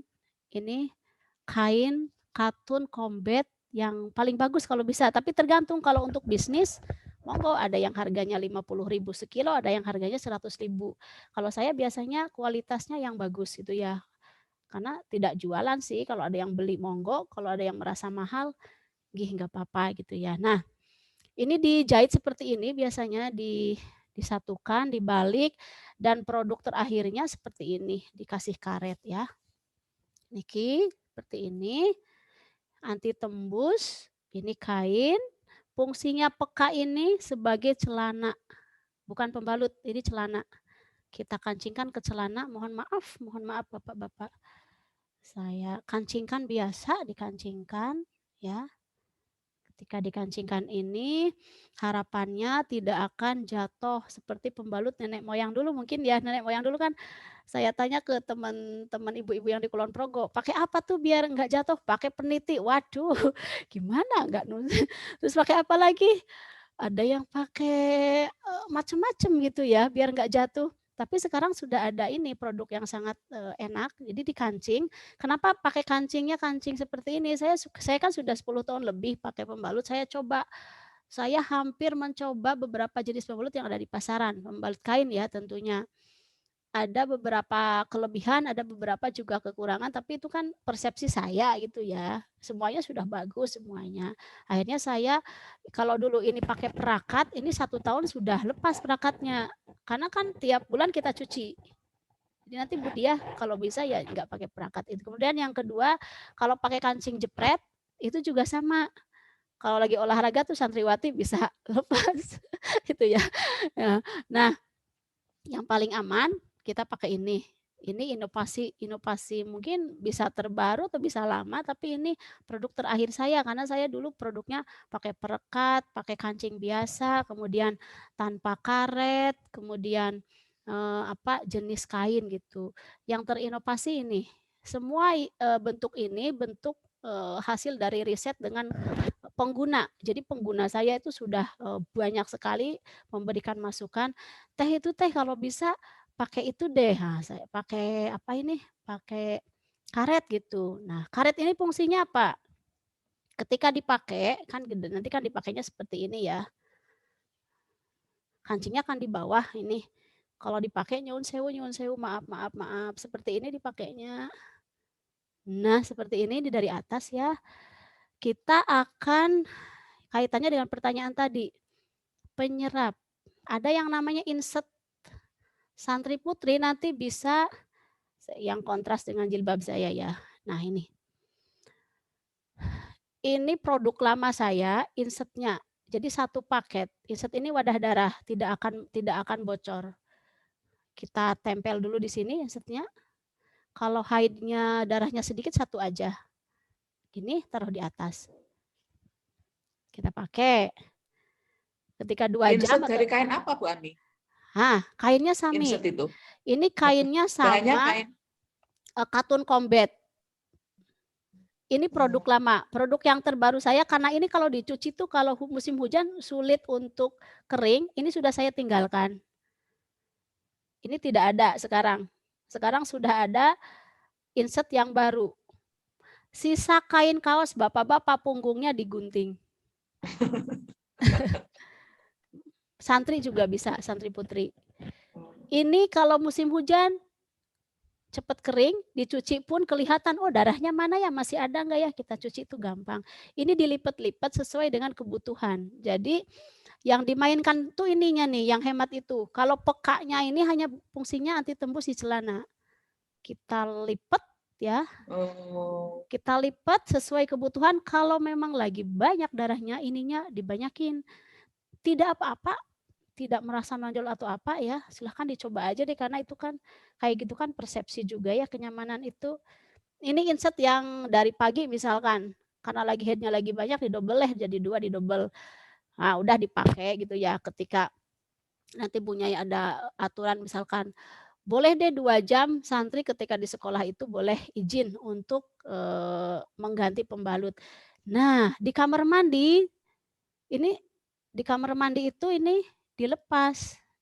Taruh dulu deh, cuekin dulu. Kemana-mana, kalau bepergian jauh pun kemana-mana bawanya ini yang banyak nih. Celananya tetap ini aja. Ini yang banyak, taruh lagi kalau kurang, pakai. Baru yang ini diperhatikan. Yang ini kan udah beres ya, udah dipakai. Ketika diperhatikan itu, ketika kita mau apa, nah kita kemana-mana bawa apa ini, sabun cuci, tapi yang batangan. Iya. Kalau ini saya buat dengan mengundang ahlinya. Ini kalau ini sangat wangi, ini herbal yang bagus. Jadi kalau mau ideal memang serba herbal, tapi kalau kita terlalu memperhatikan itu ya tidak bisa berubah. Pokoknya dicuci pakai apa saja deh, terserah deh. Kalau kulitnya memang nyaman dicuci pakai deterjen, monggo. Cuma deterjen itu kalau kata profesor-profesor yang ada di UGM ketika saya punya ide peka ini diprotes, sami mawon Bu Aminah, wong nanti rinsonya itu bukan rinso ya, itu merek deterjennya itu panas mengotori bumi, kan deterjen itu tidak bagus untuk bumi. Akhirnya saya dapat ide juga, oh dicucinya pakai sabun bayi atau pakai sabun batangan, karena sabun bayi atau batangan itu kandungan alaminya itu bagus, tidak merusak tanah atau bumi. Dan salah satu kelebihannya itu, ini bisa menghilangkan darah dengan cepat. Benar nggak Bu Diah? Kalau nyuci pembalut pakai sabun batangan, darahnya cepat hilang. Leres boten? Benar, kalau dari deterjen itu biasanya kan susah ya, walaupun direndam ya tetap susah. Pakailah sabun ini gitu.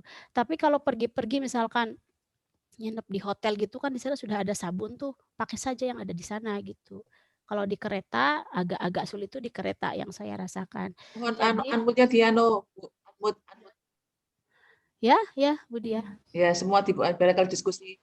Yang mau diskusi mau tanya monggo Bu Dia. Yang tadi Iya, pertama kalau- sebentar, yang tadi pertanyaan pertama Bapak siapa? Sudah belum? Jadi Pak intinya Habibur Rahman. Pak Habibur Rahman, ngapunten. Jadi ini untuk mobilitas tinggi saya sudah memakainya sangat tidak masalah, karena tiap orang itu punya daya strategi sendiri, punya apa ya, bagaimana tubuhnya itu merespon kebiasaan baru. Dan itu nanti lama-lama akan terbiasa, akan nyaman ngeten. Ih, matur nuwun, kalau ada kurang nanti bisa ditambahkan. Mbak Diah ada nanya lagi monggo?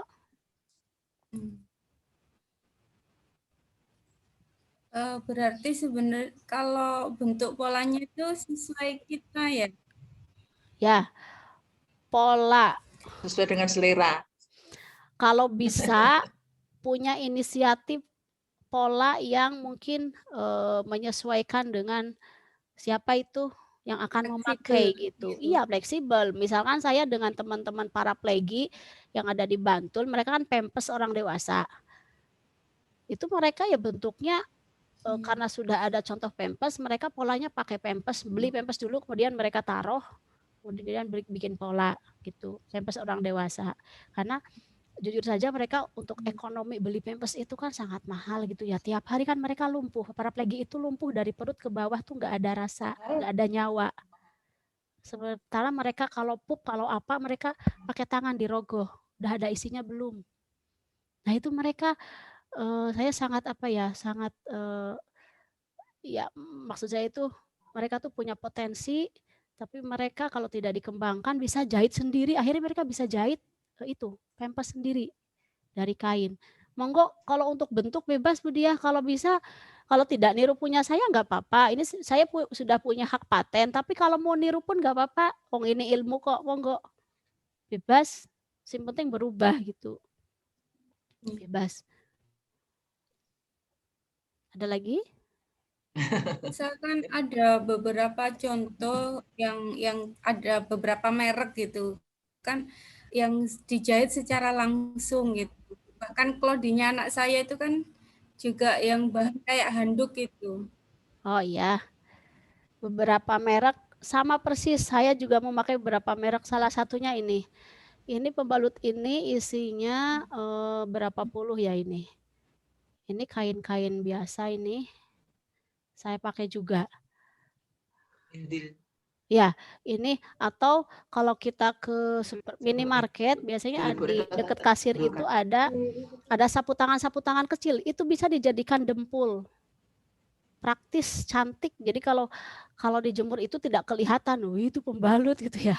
Kelihatannya itu sapu tangan gitu ya. Padahal itu kita pakai untuk pembalut. Misalkan gini. Ini beberapa bisa di ini. Monggo mau merek apapun itu intinya konsepnya itu kita bukan pada merek ya. Kita mau memperhatikan tubuh kita, alam kita dan ekonomi. Itu filosofinya itu saja deh.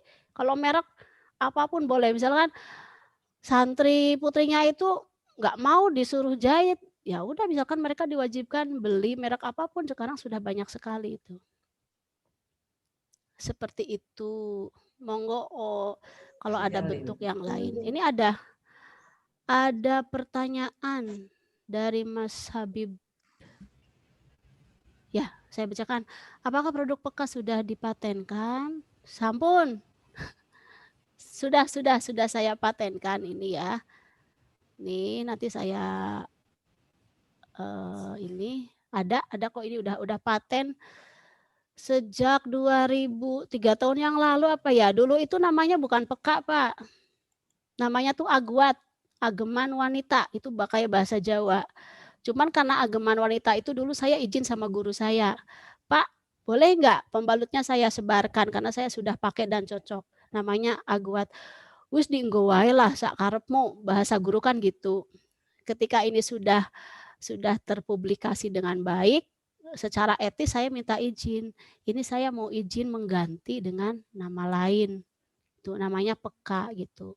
Ya peka itu persepsinya kita harus peka. Selain singkatan dari pembalut kain. Sampun itu Pak, sampun paten, tapi saya membolehkan kalau ada yang mau sama gitu ya bentuknya. Kemudian dari Mbak Novita atau Bu Novita,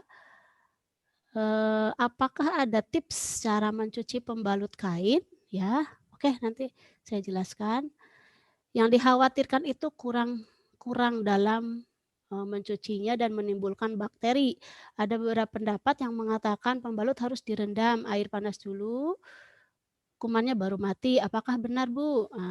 Sepakat saya, ini pertanyaan yang sangat bagus. Tadi saya di materi memang tidak ke sana karena butuh ketemu langsung. Jadi untuk tiap orang tubuhnya itu jelas merespon masa haid itu berbeda-beda. Ada yang ketika memakai pembalut kain ini dicucinya pakai air panas dulu. Karena dia sangat sensitif. Lakukan itu kalau memang tubuh kita menginginkan itu. Ada juga yang dicuci biasa saja, misalnya darahnya dihilangkan. kemudian dicuci biasa, dijemur, tubuhnya tidak apa-apa. Karena memang tubuhnya menyesuaikannya seperti itu, beda-beda. Ada juga mungkin kalau saya mencucinya, biasanya ada 2 tahap kalau saya ya. Kan kalau darah itu kan amis ya, darah itu amis. Jadi ketika mandi kita hilangkan darahnya dulu misalkan atau nah itu proses yang pertama. Proses yang kedua saya rendam gitu ya. Direndamnya itu biar darahnya benar-benar hilang gitu. Untuk menghilangkan bakteri disetrika bisa seperti baju. Jadi perlakuan pembalut dengan baju itu hampir mirip ya. Hampir mirip. Cuman bedanya kalau pembalut itu dihilangkan dulu baunya, dihilangkan dulu darahnya itu. Proses selanjutnya seperti kain. Dan kain itu menyesuaikan diri kita. Jadi ada beberapa testimoni di YouTube saya, namanya Teh Zihan ya, mahasiswa doktoral di UIN Sunan Kalijaga.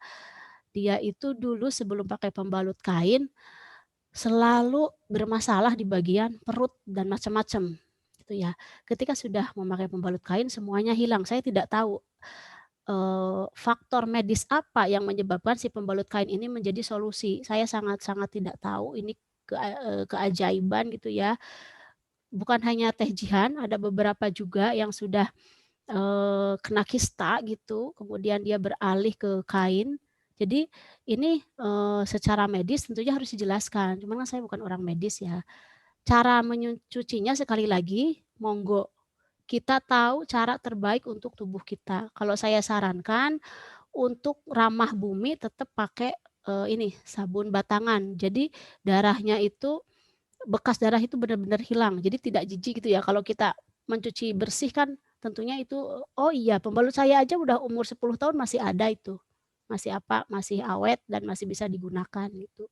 Itu cara mencucinya nanti bisa japri saja kalau dibutuhkan karena tiap orang beda-beda. Ada lagi Bapak Ibu?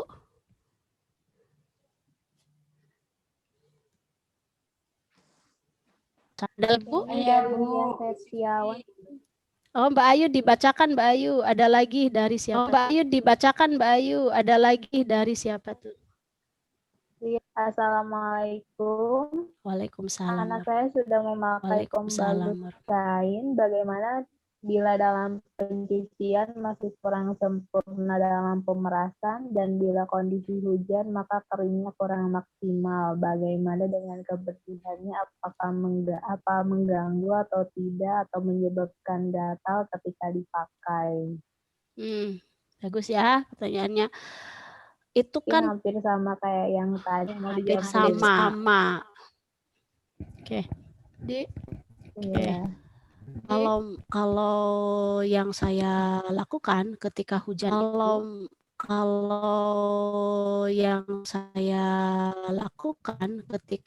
itu, Mbak Ayu kok suara saya dengung ya? Bisa didengar nggak? Kok dengung ya tadi? Oke, Mbak Ayu kok suara saya dengung. Nah, dengung lagi. Halo. Bapak Ibu suara saya bermasalah tidak?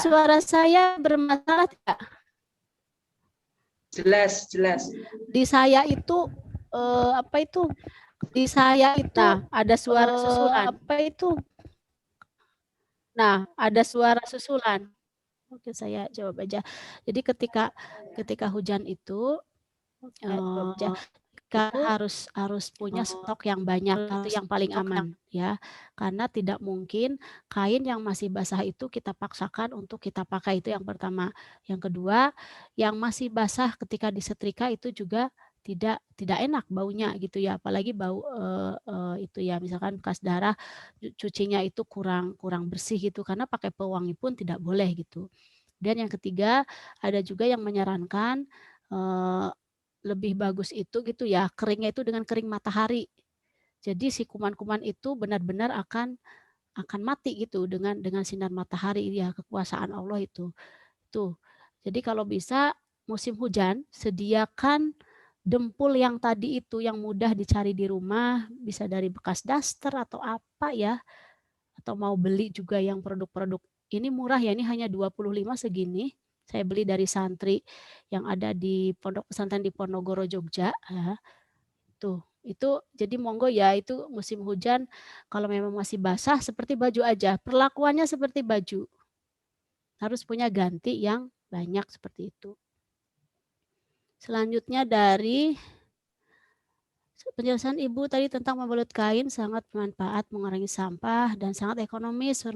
Permasalahannya anak zaman sekarang banyak yang tidak telaten dalam merawat, terutama mencuci. Jadi bagaimana langkah praktisnya? Saya tambahkan berarti ini yang penting langkah konkret kita di pesantren maupun sekolah menyadarkan anak-anak atau perempuan untuk mencintai bumi ini dengan gerakan memakai pembalut kain. Oh ya Bu, saya pernah di Shantikara Youth Center yang suster-suster itu, Suster Mariati juga memiliki problem yang sama. Waktu itu untuk merubah mereka, kita tidak boleh dalam ilmu pemberdayaan itu ya, konsepnya kita tidak boleh memaksa. Harus ada kesadaran, harus ada proses yang dilalui oleh si putri atau santri putri nanti itu. Jadi misalkan kita sudah mewajibkan untuk memakai pembalut kain misalkan 1 bulan pertama itu dia boleh deh dicampur dulu kayak Bu Diah tadi. Hari pertama, hari kedua karena lagi deras-derasnya takutnya kurang pede. Ketika kurang pede kan akhirnya dia mangkel tuh sama si pembalut kain. Gara-gara pembalut kain nih misalkan aku jadi seperti ini, misalkan gitu. Jadi biarkan dia menyesuaikan diri dengan proses-proses, nanti lama-lama dia akan nyaman gitu. Jadi tubuhnya juga tidak boleh dipaksa secara langsung. Itu yang saya lakukan. Beberapa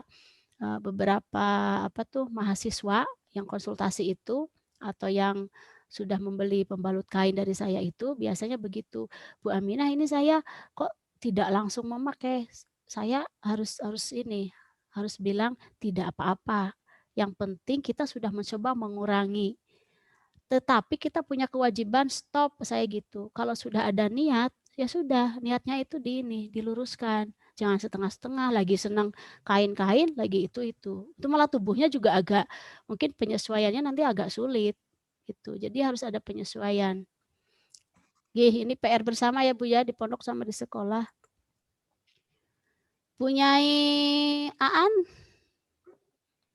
Pripun? Punyai Umi Hasunah, ada lagi? Iya, ya Bu, Ibu Siti Aminah, terima kasih. Memang semuanya itu kalau mau menjadi sehat seperti ini, ada proses. Nanti kami sampaikan kepada para santri, agar apa yang disampaikan Ibu tentang pembalut itu tadi, kami sampaikan dan saya terima kasih. Mohon maaf tadi agak terganggu, Bu Siti. Koneknya tidak langsung. Kelemahannya virtual seperti ini Bu Nyai, betul nopo-nopo. Ya. Ngapunten ini kalau malah dari tadi yang bicara. Monggo sharing, ini ada dari Dinas Kesehatan katanya. Monggo saged nopo sarang-sarang. Nggih. Bu Zulfa, Bu Bibi, monggo. Monggo Bu. Dari SMA Q2 barangkali. Ini aman kok kita bicara di sini, curhat saja. Ini kan bumi ini tanggung jawab bersama gitu. Monggo dari kesehatan. Yang jelas insya Allah nanti kita P2KS dan Majelis Pimpinan Pondok Pesantren, bunyai-bunyai akan merumuskan pola yang akan kita gerakan ini kita mulai dari mana, insya Allah demikian. Jadi dengan SMK Busana, dengan FIK, dengan pengasuh, pembina asrama, insya Allah nanti kita akan polanya yang bagaimana yang paling praktis, efektif, dan higienis tentunya, itu adalah yang kita akan rumuskan bersama. Nonton bunyinya Hasun? Insya Allah kan ya, bagus. Karena ini penting sekali nih, Bu Aan. Penting ini. Kita di Darul Ulum ini santri putri saja berapa ribu itu. Ini sangat-sangat penting ini. Informasi dari Pak Yai Ufik itu kemarin limbah medis selama isolasi di apartemen itu 9 juta kosnya, itu beberapa bulan. Oh ya Allah. Kosnya memang mahal. Mahal nih. TPA pondok itu pekerjanya 7. Seharinya 60.000. Itu milah sampah. Mahal pokoknya, kosnya mahal sekali. Mahal. Ya kita insya Allah kita mulai dari semangat hari ini, insya Allah kita akan aksi. Tidak hanya sekadar, ya Butiah, supportnya Butiah loh. Luar biasa ini Bu Nyai, ini bisa bisa memulai dan menggerakkan pondok-pondok yang lain. Amin. Inggih. Saya mungkin besok Ahad di Pondok Arisalah Bantul itu memulai juga. Kemudian Pondok Lintang Songo itu sudah lama ya, Lintang Songo Kiai Heri Susanto. Nggih. Itu sudah lama. Itu Mbak Ami, teman sekelas. Jenengan teman sekelas. Mas Heri. Ya Allah, banyak temannya ternyata di sini semua, alhamdulillah. Nah, ini kumpul niku. Nggih.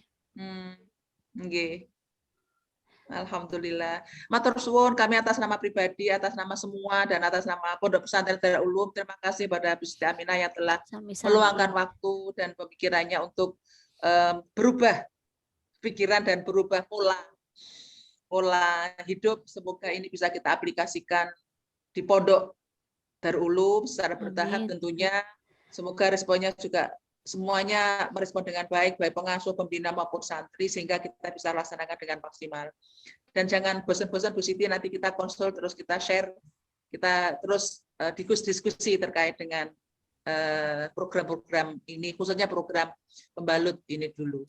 Mungkin Bu Nyai Hasunah, sampun cekap, Ayah Ufik, Bu. Ayah Ufik barangkali. Bu Nyai dari kesehatan ada enggak ya? Saya ingin monggo Bu mendengarkan. Bibi, Bu Zulfa. Pak Ufik langsung. Oh iya, Bu Zulfa. Monggo. Ini PR bersama. Saya ingin diskusi. Monggo.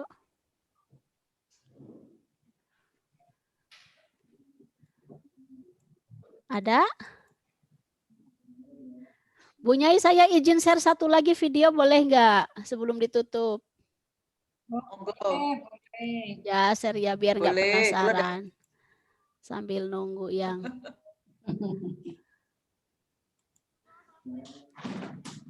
ada suaranya boten? Boten. Belum. Kok bisa ya? Itu ini Bu, pas share screen ada keterangan yang share sound itu Bu, diklik. Oh gitu, berarti ini lagi di apa? Mbak Ayu aja po yang share screen, Neng. Sebentar Bu. Coba Ayu aja yang share screen.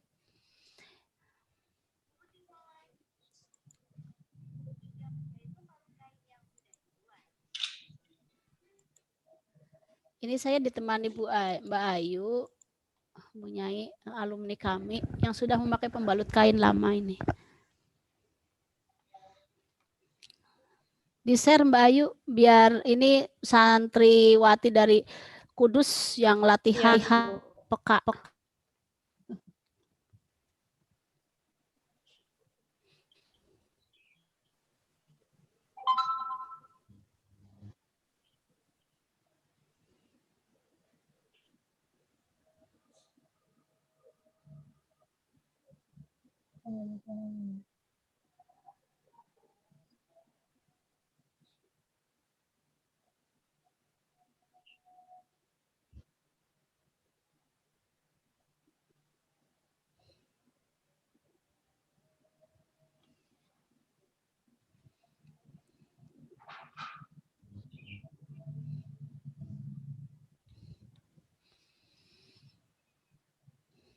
Sambil nunggu Mbak Ayu.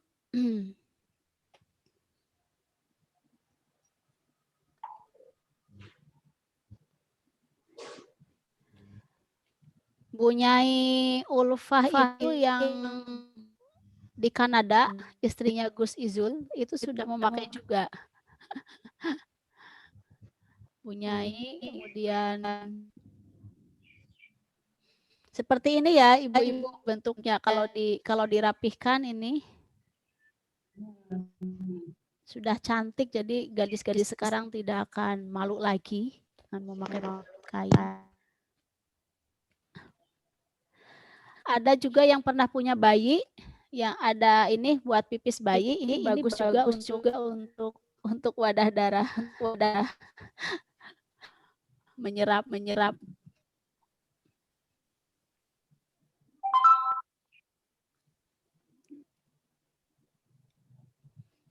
Tidak bisa Mbak Ayu.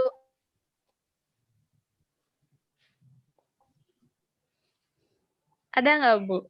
Nggak ada. Oke, kalau nggak ada, saya aja. Tanpa suara nggak apa-apa. Oh, siap, Bu.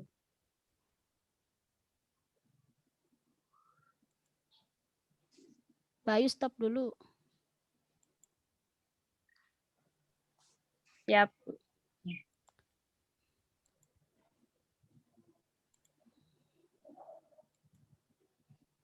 Ini saya lanjutkan aja. Ini kegiatan santri putri. Kalau Bu Nyai punya 9.000 santri putri, langsung suruh jahit, langsung selesai tuh, bisa produksi. Nah, ini saya punya mahasiswa-mahasiswa yang senang mengabdi, saya ajak. Nah, mereka udah pinter, bikin pola sendiri. Ini Pak Yainya hadir, ikut. Ini putra pun belajar di sini. Nah, ini santri Wahid Hasim saya ajak, mahasiswa saya. Nah, pada pinter ini. Mereka menggunting.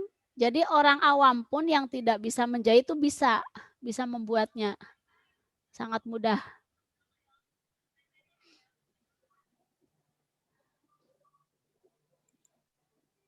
Ini penjahit saya Pak Sungkono yang paraplegik tadi. Saya percepat, sudah asar. Pendapat dari santrinya.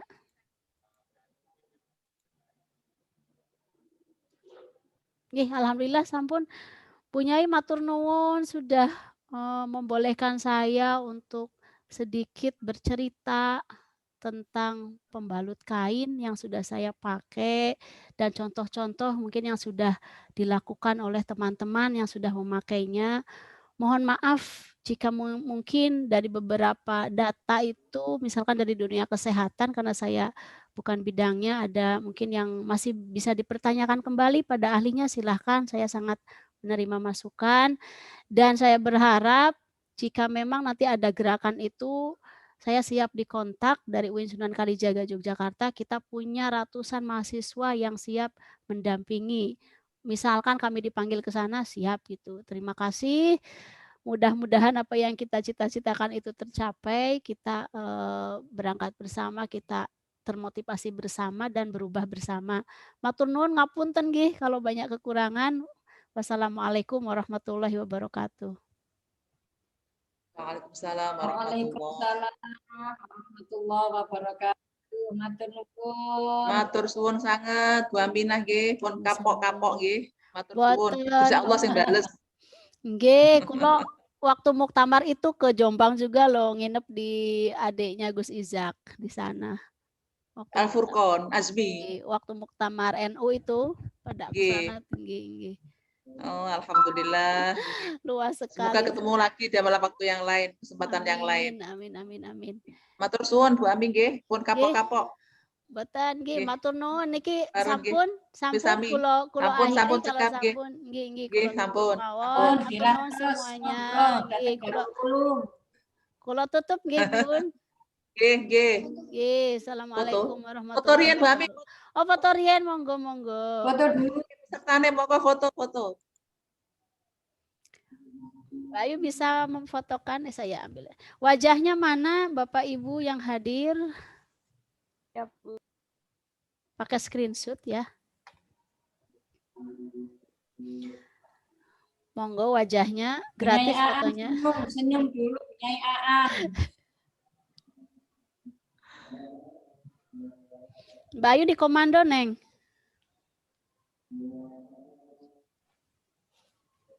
1, 2, 3. Ada berapa layar? Ini ada 2 ya. Oh iya, ada satu lagi, Ibu-ibu, Bapak-bapak. Oke, 1, 2, 3. Oke. Sudah? Sudah, Bu. Matur nuwun. Kalau ada yang mau kontak, saged nyuwun ke ini, Bu Nyai Aan nggih. Siap. Oke, Pede oke. banget saya. Matur nuwun. Nggih, kula pamit dulu. Assalamualaikum. Nggih. Waalaikumsalam warahmatullahi wabarakatuh.